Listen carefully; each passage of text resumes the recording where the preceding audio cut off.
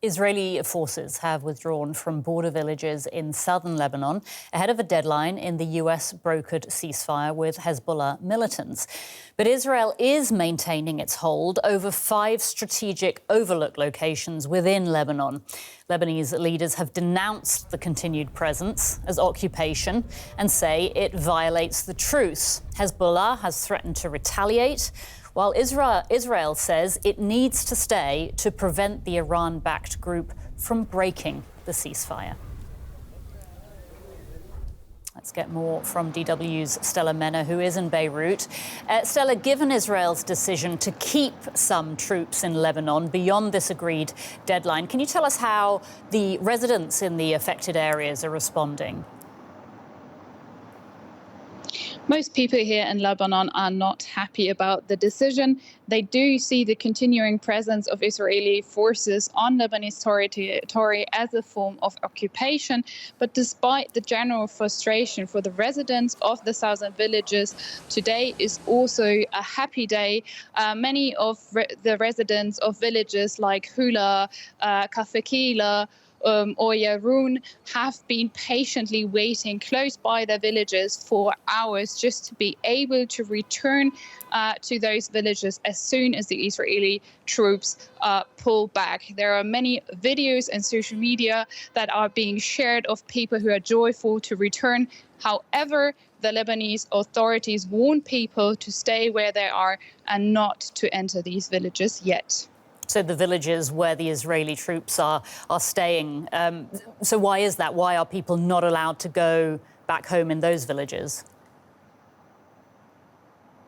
This is mainly to security concerns. The Lebanese army, who's now taking over these villages where the Israeli troops are pulling back from, are still busy to clear unexploded munition from more than a year of war.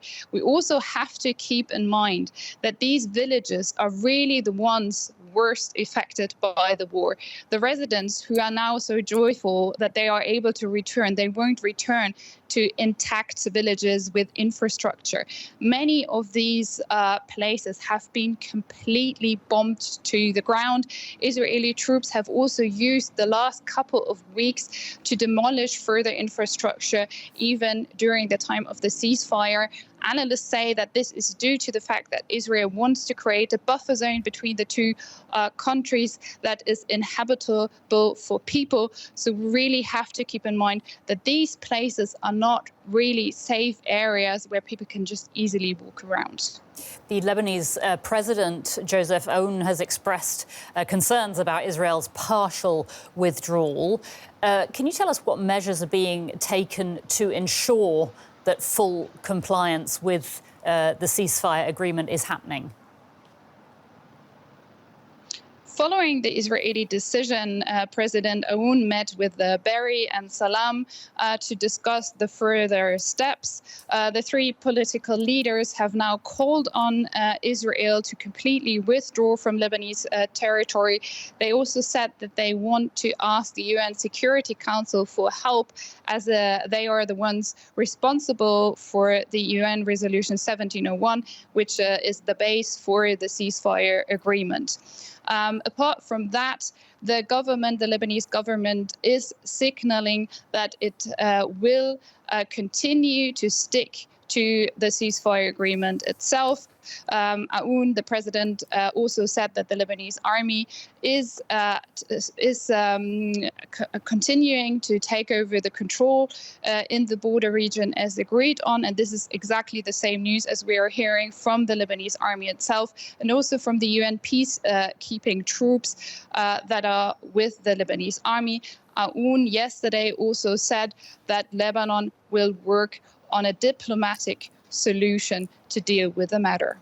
And we've also heard from Hezbollah's leader, Naim Qassem, who's labelled any Israeli presence after the deadline as occupation. So how is Hezbollah preparing to respond if Israel doesn't fully withdraw? In this speech that you mentioned, Naim Qassem also said that people know how Hezbollah is normally responding to occupation, and by this he means military actions. However, the chances that Hezbollah is really reopening a war with Israel are very, very low. The organization has been weakened a lot during this war and is currently busy with internal issues within the organization. Hezbollah is busy rebuilding its structure. It has also faced some issues in gaining money that it needs to rebuild its organization and the country's infrastructure, because the Lebanese government has decided that Iranian airplanes are not able to land in Beirut. And this was a way for Hezbollah to get money from the Iranian regime into the country. And then the organization is also quite busy with organizing the funeral of Hassan Nasrallah, which will take part on Sunday. The former leader was killed during the war last year. Stella Mena reporting from Beirut. Stella, thank you.